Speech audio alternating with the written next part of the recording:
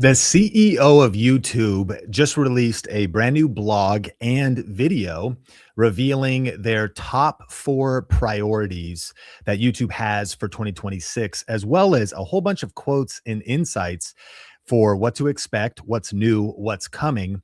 And I've broken this down with seven different takeaways for you if you want to start or grow a YouTube channel this year, if you want to make money on YouTube. The first one is if you want to build something that lasts, YouTube is still the place to be.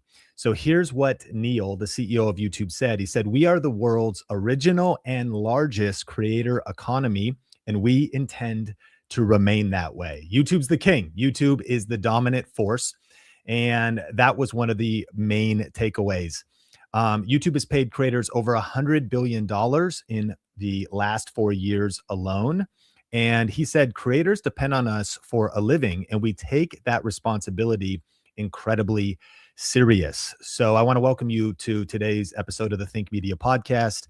My name is Sean Cannell, and this is the #1 podcast for weekly tips for building a profitable channel. Let's get into the second takeaway of 7. YouTube is winning across more formats and screens than any other platform. So he actually said this in a Time magazine interview. He said, if you have a story to tell, you can do it in a 15-second short, a 15-minute long form video, to a 15-hour live stream, and everything in between. YouTube has all the formats, and it is really dominating at all of the formats. If you go to a YouTube channel who's used all of these, like the Think Media podcast, you can see there's a tab for videos, shorts, live streams, podcasts, playlists, posts. If you're a music channel, there's a YouTube music aspect of things. And so YouTube is the only platform where all major video formats actually work. And it works just as well on a TV as it does on your phone. And people can choose YouTube, are watching YouTube. These are all quotes from the blog post that the CEO of YouTube put out there, for its unparalleled breadth of content, from music videos to live streams. And also, YouTube is 3 years as the #1 streamer in the US. So YouTube is the dominant platform, bigger than Netflix, bigger than Peacock, bigger than Amazon Prime, for consumption in the United States. And over 50% of consumption of YouTube happens on television screens. Now, I haven't seen this anywhere else. So this is a quote where he's saying now that actually the dominant place, over 50% of how people are watching YouTube, is on TV across the whole platform. Pretty mind-blowing. In fact, let me know, are you watching a lot of content? If you're on the video version, you can comment. Do you watch a lot of content from YouTube on your TV, or are you more of a mobile on the go person? Let's get into my third takeaway. Shorts help new people find you fast. And YouTube is explicitly investing more in shorts in 2026. He said that shorts continue to be an incredibly fast growing format on YouTube. And that's an area that we're going to invest in more this year. They revealed that shorts now average 200 billion views a day. And he said that this year will bring even more variety to shorts by integrating different formats into the feed. Now we need to pause here.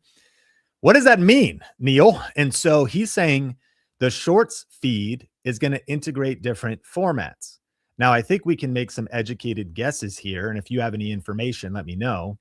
But could this mean that in the shorts feed, we're not just going to see videos, but we might see images? Will we see text-based posts in the shorts feed? Will there be interactive quizzes happening in the shorts feed? It also would reveal that YouTube is going to be investing more in helping shorts connect to long form content. Right now, you can do the related video thing and it works okay. But what else are they going to do? And could it be that creators are posting YouTube shorts feed content that are not videos at all? Very interesting as far as what's on the horizon for 2026. Now, he also said that shorts is becoming YouTube's primary discovery layer, not just a short video product.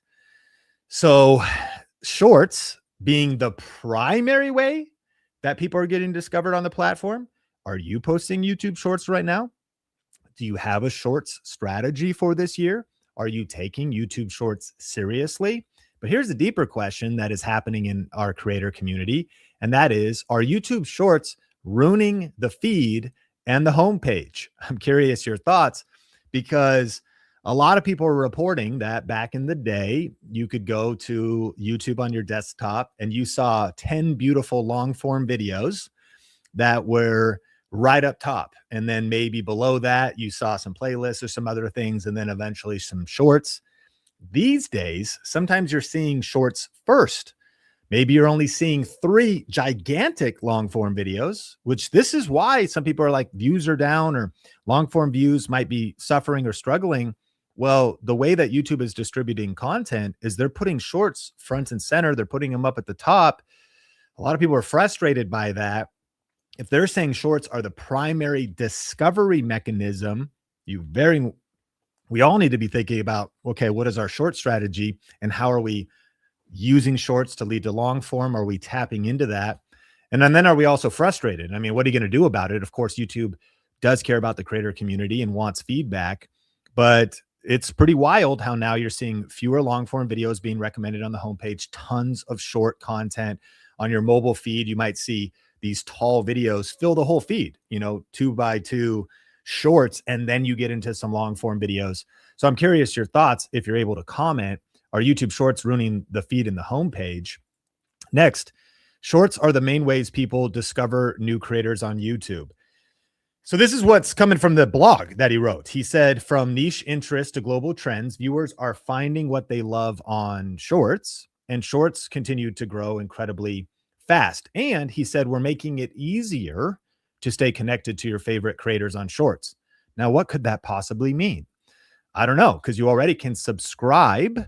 So YouTube is working in 2026 to make it easier to stay connected to those that are posting shorts, which I think, it shows that they're investing in shorts, and we're not fully sure what that means, because, could it be distribution, how YouTube's recommending things? And the historical problem with shorts is sometimes there was a lack of depth. There was like, maybe you even got a subscriber, but how really connected are you to that person?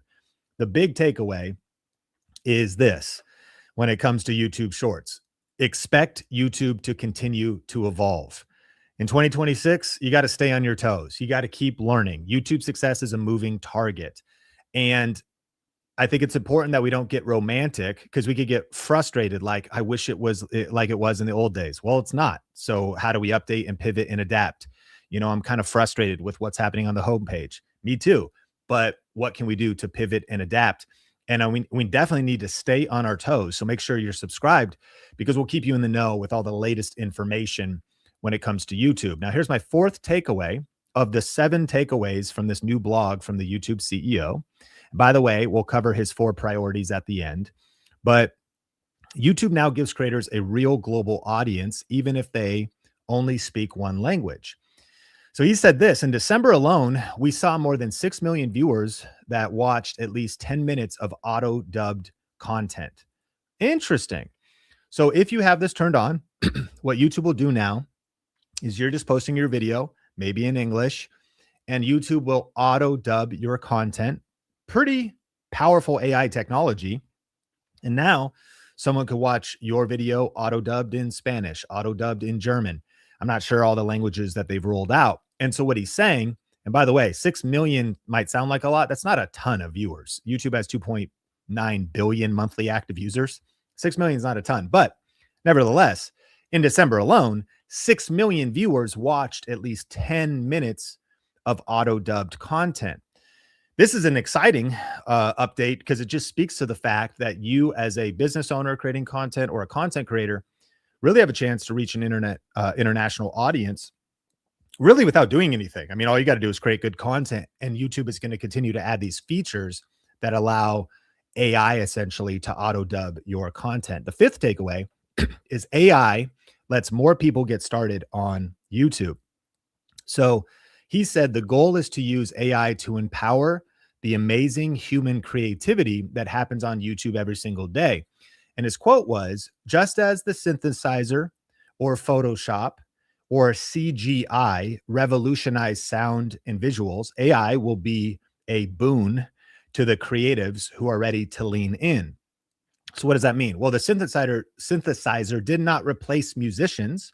It changed how music could be made. Photoshop didn't replace designers. It sped up and expanded design. CGI didn't replace storytelling. It unlocked new visuals. And a lot of people are uncomfortable with AI, but at the end of the day, AI is a tool, and quality content still depends on your taste, your style, your branding. It's how you use the tool.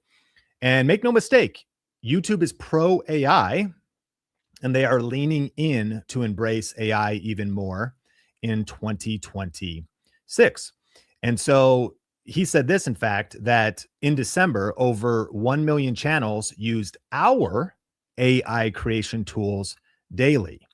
Now, that's not saying over 1 million channels use ChatGPT, because they wouldn't have that data and it'd be way bigger of a number than that. But what he is saying is that the tools already that they're giving you as a creator for free on YouTube, such as AI powered shorts generation or AI music creation tools, or the auto dubbing, or Dream Screen and Veo AI clips, those tools that are already on YouTube, people are embracing. And it was clear that more AI creation tools are coming.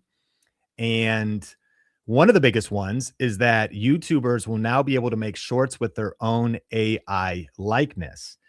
The facts are this capability is launching sometime in 2026. We don't know when, and we don't really know how it will work.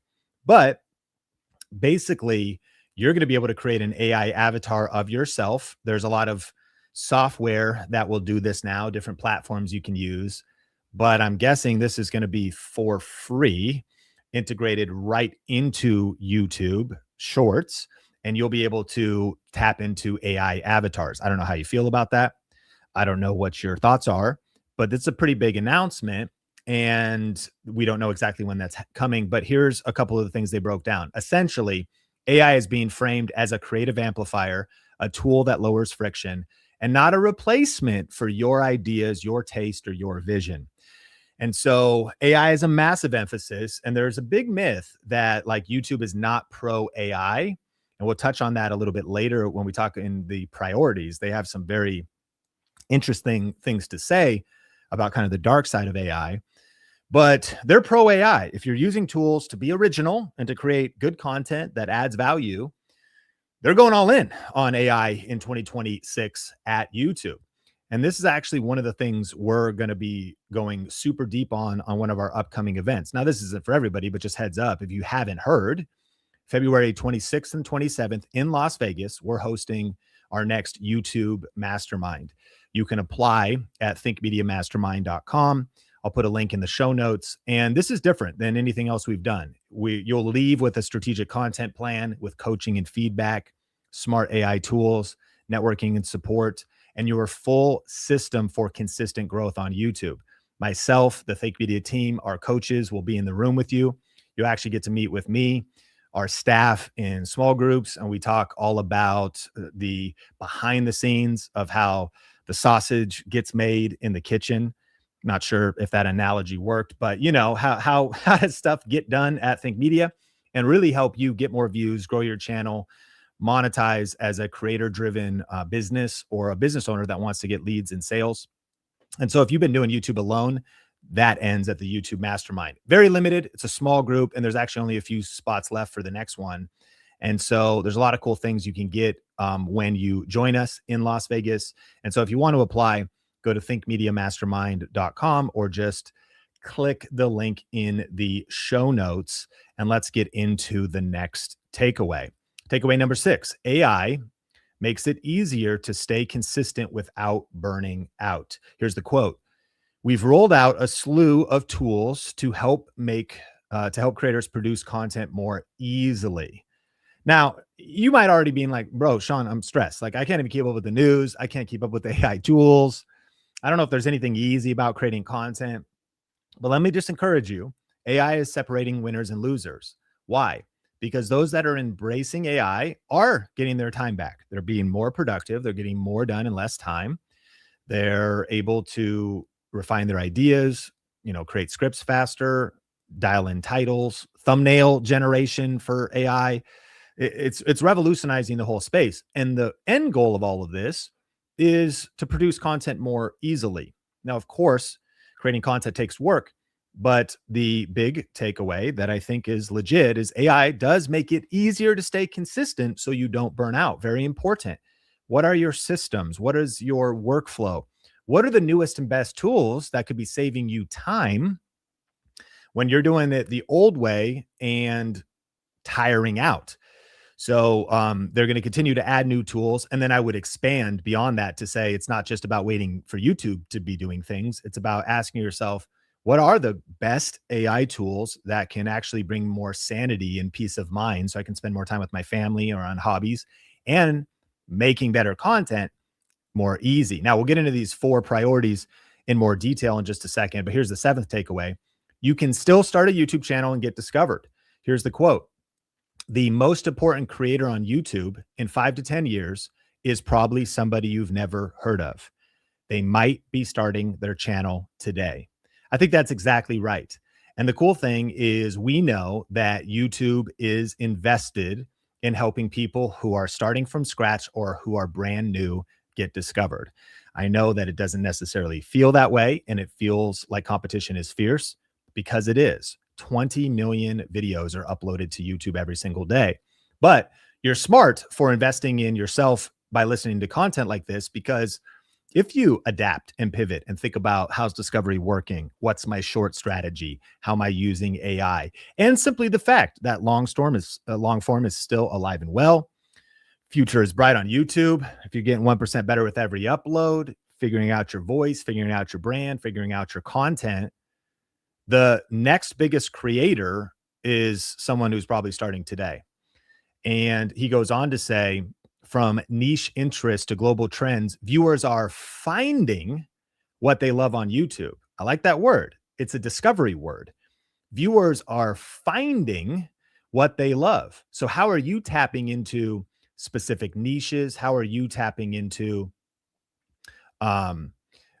specific details in terms of what do viewers love? How are you creating content to get discovered? And the bottom line is, I know you want subscribers, right? You want to meet people you've never met before and grow a channel from scratch or reach your next subscriber milestone. You need to be found. And so YouTube is investing in that. In fact, if we take these things a little bit deeper, recently Neil was interviewed by Time Magazine, and he was the CEO Person of the Year, I think, in the business category of 2025. And here's a couple quotes. He said that the creator has infinite possibilities before him or herself. With all of the challenges on YouTube, I like that mindset, the infinite mindset. As you and I are here in this moment on this Think Media podcast, there are infinite possibilities ahead of us. What I love about YouTube is it's a creative canvas. It's a blank slate. What do you want to create? Who do you want to become? What do you want to build? And there are infinite possibilities, right? There's millions of different video ideas you could make next. It's the discipline of what video should I make and how do I use the resources I have today to create something so that I could earn some money and reinvest that into making even cooler content, expressing more art, more creative ways to grow my business. A lot of opportunities. Now, he also said, we are serving the creator who decided to upload and hit that upload button earlier this evening for the very first time. I love that. So it's still a good time to start. And they're committed. What's this all coming out of? Is that there's a whole staff, there's a whole division at YouTube that works on discovery and is thinking about how the algorithm works to surface new and beginning creators. He finally said, as some of my favorite highlights from the conversation, nobody gets to tell you that you don't look the right way. If you have something amazing to share, you can come on YouTube and you can do that. I love it. Nobody gets to say, no, you can't grow, or it's not possible for you, or you're too big, or you're too small, or you look this way or that way. YouTube has proven that people from all different backgrounds, ages, ethnicities can break through. It's almost like every excuse has been dispelled by this point, right? We're seeing creators from all kinds of diverse backgrounds and perspectives that are breaking through. And so that was one of my favorite quotes as well. So YouTube is still built to surface new creators, not just reward the ones who have already won. And YouTube still believes the next breakout creator hasn't even shown up yet. Now, I got to tell you these 4 priorities, but when you think about YouTube in 2026, what is one word that comes to mind? Um, if you can comment on the YouTube version, then drop it in the comments. If you summed it up in one word, are you optimistic? Are you nervous? Are you excited? Are you frustrated? Are you overwhelmed, determined, energized? Let me know. And if you're on audio, then review and rate the podcast. It would mean the world to me. I really appreciate you. Going to be bringing you fresh content all year long in 2026.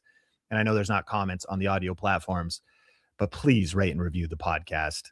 It only takes 30 seconds. It only takes 10 seconds. If you do it on Spotify, you can click the 5-star rating. Let's talk about the four big priorities for 2026 and some very unique insights that came out of these. Now, if we speak to, the very specific things they said are their priorities for this year, these are the exact quotes. I shared with you kind of the tactical takeaways from reading between the lines and reading some of the exact quotes. But here are the 4 big priorities YouTube has for 2026.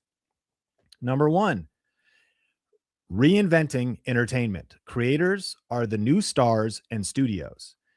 And they actually mentioned YouTubers are buying studio-sized lots in Hollywood. And they are pioneering new formats, and they're producing beautifully produced must-see TV. The era of dismissing this content as simply UGC is long over. And UGC stands for user-generated content.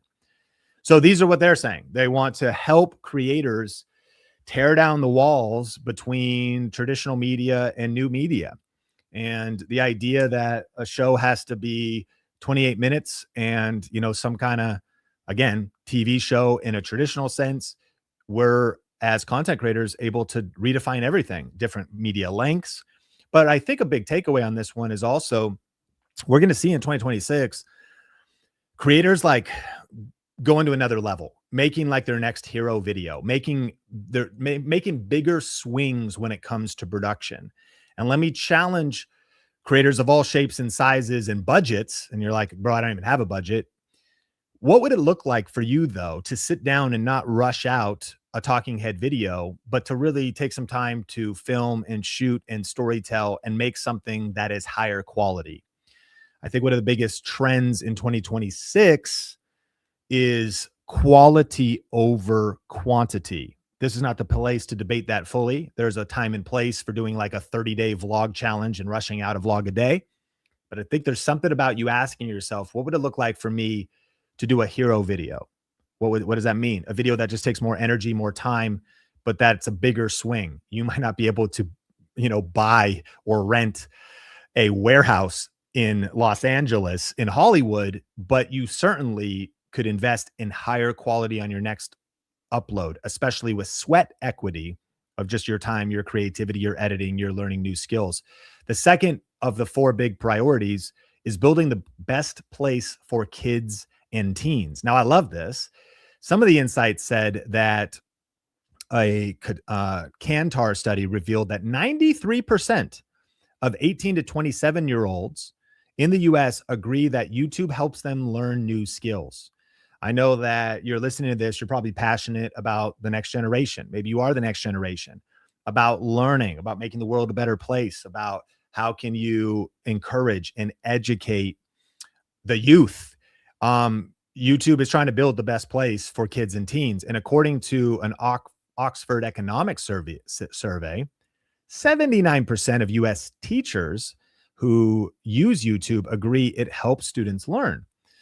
So YouTube as this place of inspiring and educating the next generation is cool. And YouTube is saying that's one of their priorities for this year.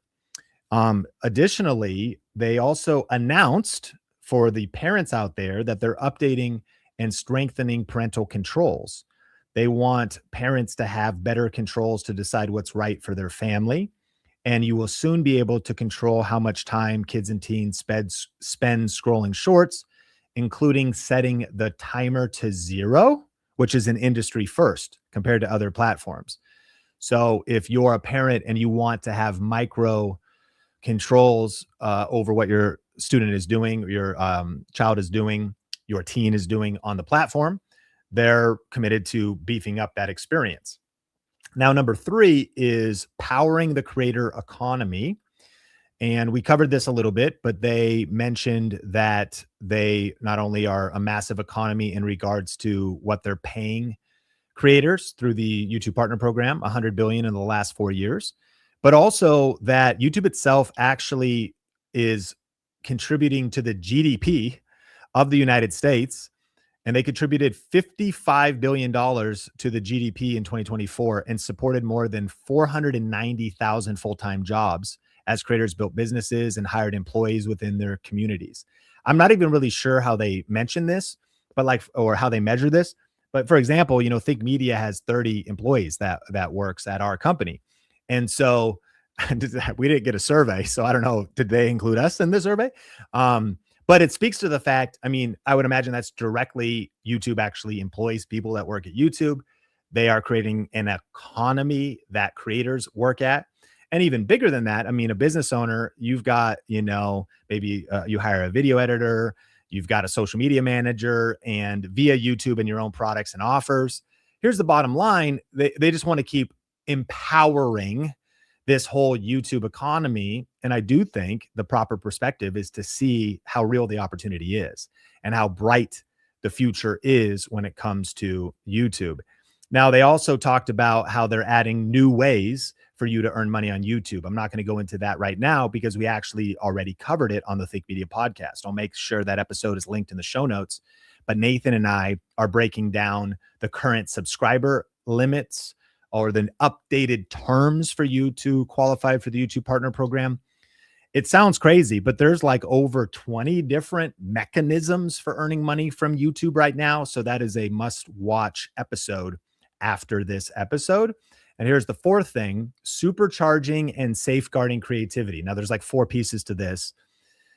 But what does this even mean? So their 4th big priority is to supercharge and to safeguard creativity.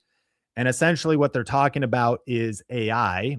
And they said, coming straight from the CEO, that there are 4 areas we must get right on YouTube in 2026. Number 1, AI creation tools. In this one, they said this is the new creative frontier. And we touched on some of those and new ones that are coming. Secondly, AI transparency and protections. So built on the foundation of YouTube's content ID system. And the content ID system is where if somebody steals your video and re-uploads it, YouTube sees that and it tells you in your backend analytics. You can actually see, hey, we see a portion of your video, or your video was re-uploaded. Do you want to do something? Do you know that person? So that's content ID. It can see songs and other things like that. They're going to build on that foundation as it comes to maybe people stealing your likeness with AI and things like that, because as they go deeper into the second one, there's going to be new tools to manage the use of your likeness. And also they're supporting a critical legislation like the No Fakes Act. So you could look that up if you want, but there apparently is legislation that is moving right now called the No Fakes Act in regards to deep fakes and this whole world of what if somebody uses your likeness, etc. Well, that's one of the things that makes people uncomfortable. What if I get deep faked? What if I put myself on the internet? Well, we can't put the genie back in the bottle. That stuff's already going to be happening. What's going to be the evolution of these social platforms and the internet itself is legislation catching up, and in a way, AI policing AI. And in the same way that a musician, if you upload a copywritten song, YouTube's like, hey, we content ID, see that you're using this copywritten music. There will be tools that'll say, hey, someone's using your likeness. And so they're saying, we got to get this right. We got to get this one right in 2026 of the 4 areas that they got to get right this year. Now, number 3 is managing AI slop. So this is them saying that they have a responsibility to you the viewer to maintain a high quality viewing experience. And so they are going to be building on their established systems, which they've said have been very successful. Curious your thoughts on that. But their established systems, like how good are they at getting, catching spam, catching clickbait, reducing the spread of low quality repetitive content, AKA AI slop. And so they're committed to just adding new tools to manage that. And lastly, number 4, they're transforming the viewer experience. Now, what does that mean? This one you definitely should pay attention to. This is something to dig a little bit deeper into, and we'll link to this whole article if you want to study it, although this comprehensive breakdown's maybe even deeper than the blog itself. But what they say here is transforming the viewer experience brings up a couple examples. So in December alone, more than 20 million users learned more about the content they watch through the Ask tool. So for example, this is like an AI chatbot built right into YouTube. Have you seen AI summaries of videos? Have you seen the Ask tool? Did you know that even exists? If you're a Google Gemini user, across your Google apps, you'll see sometimes this Ask tool right up in the upper right-hand corner where you can ask Google Drive what the transcript of your uploaded video is. Did you know it'll tell you that? So if you upload a video to Google Drive, you could say, hey, what's the transcript of this? It's like, it'll tell you. So you can like be talking to YouTube about content, including other people's content, using the Ask tool. If you haven't tried out the Ask Studio tool inside of your YouTube backend, you can start talking to AI about your channel. Hey, what are the opportunities you see on my channel? What can I learn from my worst performing video, my best performing video? It's pretty wild. So you can kind of have this conversation with AI integrated right into your YouTube channel. But I think there's some also, some of these things might make you a little bit nervous because it's like when it comes to AI summaries, I think this is a big trend. If all you're doing is communicating information in videos, but you're not making a connection where people are engaging with you as your personality or the trust you're building or the brand you're building, you becoming hopefully an experience for people where people are coming to you as a thought leader or as someone who brings good information, delivers it in a certain way, and then watching your content is an experience as opposed to just pure information, because people could summarize videos. There's this thing called, AI summary. And one of the things they said is you could ask the Ask tool, what's the story behind this song's lyrics? So maybe you're watching a music video and then you just start talking to AI about that content, and now you're interacting with it at a deeper level. Or what ingredients do I need to make this recipe? So cooking creators, you're making the video and you're sharing the ingredients and you're breaking it down, but while someone's watching the video, they're also going to be interacting with AI. Conversation for another time. But I mentioned in one of our recent future of YouTube updates that personal brand is the only differentiator left, or that brand is the only differentiator left, because you don't have to necessarily have a personal brand, but you need a brand. Are people just watching informational content and one-off videos from you? Or how are they connecting with you? Who are you? What are your values? Are you bringing in some dry humor, a certain style to videos? You're building trust as opposed to just conveying information. Because if it's just about a list of ingredients, we have to be aware that the consumer could be talking to AI about that. Now, they go deeper in this number 4 of what does transforming the viewer experience actually mean. And they included such things as using the auto dub content that we mentioned earlier, that 6 million daily viewers in December alone watched at least 10 minutes of auto dubbed content. And so the viewer experience means individuals around the world could engage with a video in English and watch it in Spanish. So they're adding new tools. And the big headline was number 4, transforming the viewer experience. I think social media has always been anything could happen, will happen. It's going to be a moving target. Keep learning, keep yourself educated, keep adapting and pivoting. And the future looks bright for those who reinvent themselves, right? Who outwork and outlearn and out-strategize and outlast the competition. And so those are the 4 areas that YouTube said they must get right in 2026. So I'm curious, all this information from the CEO of YouTube. When you think about YouTube in 2026, what is one word that comes to mind? If you're on the YouTube version of the podcast, drop that in the comments. If you're on audio, just think about it in your own mind. If you want to join us in Las Vegas, we're doing a 2-day YouTube mastermind, February 26th and 27th. And you can apply at thinkmediamastermind.com or just click the link in the show notes. And if you want to go deeper on those new ways to make money on YouTube, this is the most exhaustive breakdown I've seen. And Nathan and I really go into this piece by piece in a brand new video that we posted an episode. So we'll make sure that's linked in the show notes, or click or tap the screen to watch that video next. My name is Sean Cannell, your guide to building a profitable YouTube channel. And I can't wait to connect with you in the future.